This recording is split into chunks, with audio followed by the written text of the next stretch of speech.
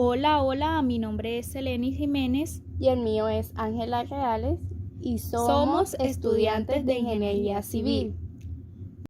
Bueno, Ángela, háblanos un poco acerca de lo que vamos a tratar en este espacio, que sin duda será un espacio lleno de aprendizajes, muy enriquecedor para todos aquellos que nos escuchan. Sí, Cele, como ya mencionaste, será un espacio ameno donde nos vamos a sentir en confianza y bueno, trataremos aspectos muy importantes de la construcción de pavimentos rígidos, tales como el proceso constructivo, maquinarias y equipos y el control y calidad. Muy importante eso, compañera, pues te contaré algo. Y es que cuando tuve mi primer trabajo fue precisamente en un proyecto de estos de construcción de pavimentos rígidos. Y cuando yo llegué al campo fue como con inexperiencia, como que qué hago, cómo voy a supervisar. Entonces, qué bueno tratar estos aspectos de las especificaciones, pues a la final esto es como nuestro as bajo la manga, por así decirlo, a la hora de ejecutar cualquier actividad.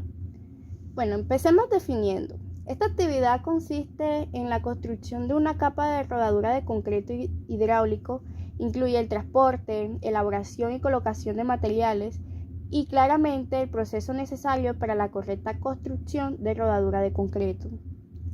Para empezar, se debe instalar las señalizaciones preventivas de obras con el fin de eso, de prevenir accidentes.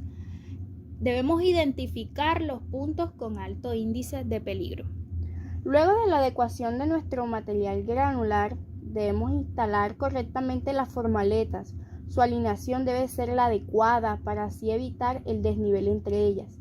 Estas deben estar limpias y con limpias quiero decir que no pueden tener restos de concreto u otra sustancia adherida, ya que deben estar cubiertas de un producto antiadherente. Entonces ahí nosotros sí procedemos a organizar lo que son nuestros pasadores, pero tenemos que saber algo. Esas barras pasajuntas se encuentran solamente soldados en un extremo y libres del otro. ¿Para qué? Para garantizar el movimiento horizontal de las losas una vez que el concreto presente su contracción por su pérdida de humedad. Ángela, ¿quieres mencionarnos la importancia de estos pasadores? Bueno, Cele, la función de la canastilla metálica es sujetar y mantener alineadas las barras pasajuntas a través de una varilla de sujeción soldada en sus extremos, para así evitar que la canastilla se desarme al momento de ensamblarla o de transportarla al lugar. Dependiendo del espesor de la losa, esta canastilla metálica se debe fabricar para que las barras pasajuntas estén centradas al medio del espesor del elemento, al centro de la pasajunta. Debemos saber que a fin de que las juntas permitan movimiento horizontal, las barras pasajuntas no deben adherirse al concreto. Y sabes, Cele, ese es un tema controversial, ya que no se ha podido saber qué lado de las barras se engrasa, si el derecho, si el izquierdo o totalmente toda la barra. La longitud de nuestra canastilla, la separación entre las barras y el largo de esta se debe realizar según nuestras especificaciones que nos brinda el proyecto, al igual que las barras de amarre, teniendo en cuenta que su objetivo es evitar el desplazamiento de las losas y la apertura de las juntas. Bueno, entremos un poco en lo que es la colocación. Hay que tener en cuenta ciertos aspectos para la correcta colocación de la mezcla. Esta puede ser preparada en el sitio o pedida en planta. ¿Será que puedes comentarnos algunos aspectos? Claro, Cele, mira, primordialmente no se puede circular sobre la superficie preparada, con excepción a las personas y equipos que son indispensables para la ejecución de las losas, pero es preferible disponer de un camino para así facilitar la circulación del personal y evitar daños al concreto fresco. También es fundamental saber que antes de vaciar nuestra mezcla se debe humedecer la superficie de apoyo con el fin de prevenir pérdidas en la humedad de la mezcla y a la vez no excederse para no generar saturación o charcos. Luego viene nuestro descargue del concreto. No se permite verter el concreto en pilas separadas ni tampoco se puede colocar el concreto en pilas grandes. La máxima caída libre de la mezcla desde el vehículo de transporte a la superficie preparada es de 1 metro para evitar así la segregación. Hay que tener en cuenta que el descargando de cada vaciado va contra el concreto anteriormente colocado y teniendo en cuenta que la colocación debe ser inmediata. En caso de que se suspenda el vaciado del concreto por más de media hora, se puede proteger con telas de fique húmedas. Si de pronto el lapso supera el máximo admitido, se debe realizar una junta transversal para así evitar la generación de juntas frías en la estructura. Para una correcta extensión y compactación del concreto, se pueden usar reglas vibratorias, rodillos vibratorios, manualmente o por cualquier otro sistema. Deben pasar sobre el material cuantas veces sea necesario para garantizar un correcto compactado y borrar cualquier imperfección apreciable. Ya después del extendido y compactado, el concreto se debe llevar a cabo el proceso de acabado superficial para así lograr una superficie plana y ajustada a las especificaciones de nuestro proyecto. Mientras el concreto se encuentra en estado plástico, se debe comprobar el acabado superficial con una regla de 3 metros colocada ya sea paralela o perpendicular al eje de la calzada, y no se puede corregir por ningún motivo la capa de rodadura agregando agua, ya que esta puede cambiar la dosificación de nuestra mezcla. Interesante eso que acabas de decir, compañera, porque eso es lo que uno ve en las obras más común, ¿cierto? Que alteran la dosificación de la mezcla haciendo este procedimiento. Entonces, para el acabado de las losas se debe allanar la capa de rodadura de manera manual, con la ayuda de un flotador. Luego se debe realizar la microtextura con la utilización de una tela en yute que ya pues cumple con las especificaciones del proyecto, y esta tela se aplica después del allanado, como dije, y tiene que estar humedecida al momento de aplicarla o de pasarla. ¿Sabes, Ele? Tenemos que tener cuidado en que la tela no esté ni muy húmeda, ya que genera burbujas, y ni muy seca para así evitar el riesgo de levantar el concreto.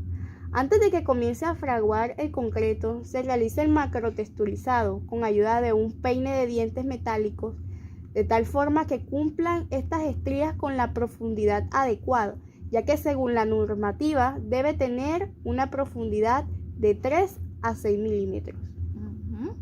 Entonces también debemos tener en cuenta que durante el tiempo de fraguado, el concreto debe ser protegido contra el lavado por lluvia, también contra la insolación directa, el viento y la humedad ambiente baja.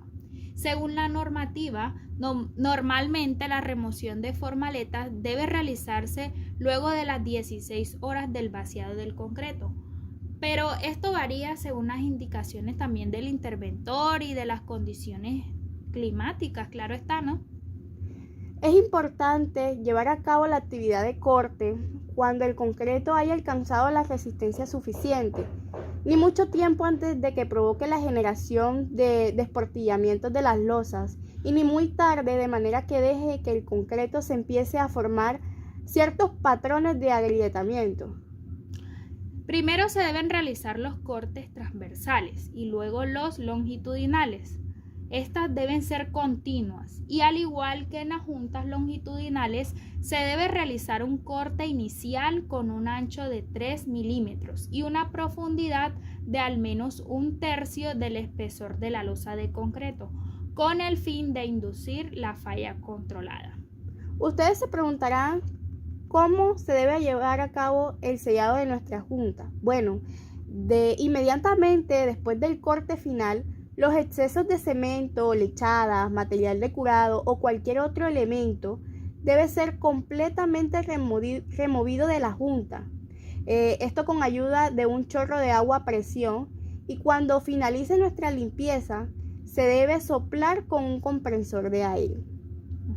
Entonces, hasta el momento del sellado de las juntas, estas se deben proteger obligatoriamente con elementos sintéticos, con el fin de evitar la introducción de elementos extraños y así hacer daños pues en los bordes.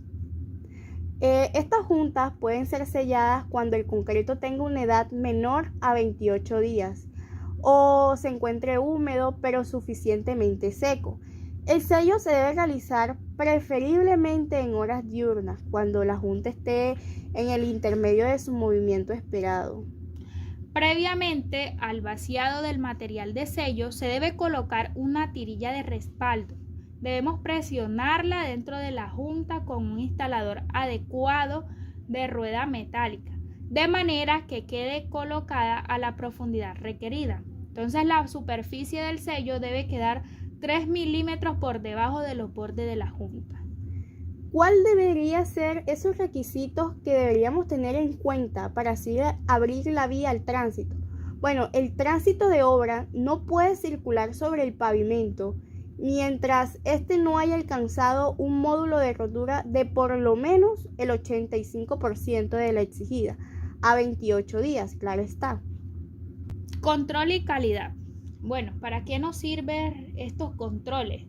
Para reducir la probabilidad de errar a la hora de realizar todos esos procesos constructivos que mencionamos.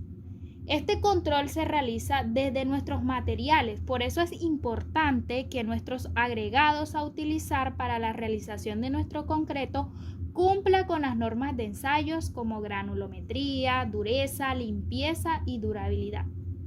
Nuestra agua también es muy importante, debe estar limpia y el acero es importante guiarse de todas las especificaciones que están plasmadas en nuestros proyectos, ya que estas nos van a decir cuáles son las que se van a utilizar. Los sistemas de transferencia deben estar ligeramente lubricadas y su ubicación debe ser perpendicular a la junta longitudinal. Es muy importante, pues estas reducen la falla en la junta como cavitación, agrietamiento, falla del soporte y alabeo.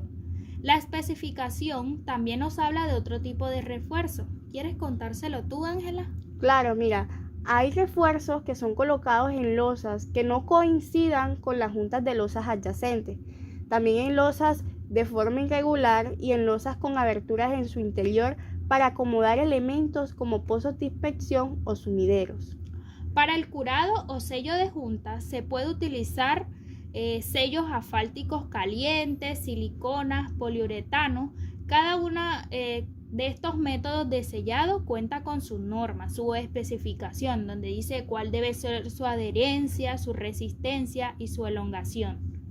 En cuanto a la tirilla de respaldo, debe quedar comprimida en la cavidad de la junta, material que no se degrade con las temperaturas del material sellante. De acuerdo al tránsito, la especificación nos exige los equipos elementales que debe tener el constructor. Por ejemplo, las formaletas tienen que ser firmes, capaces de soportar el empuje, y la regla tipo cercha metálica seguida del vibro para sacar los vacíos.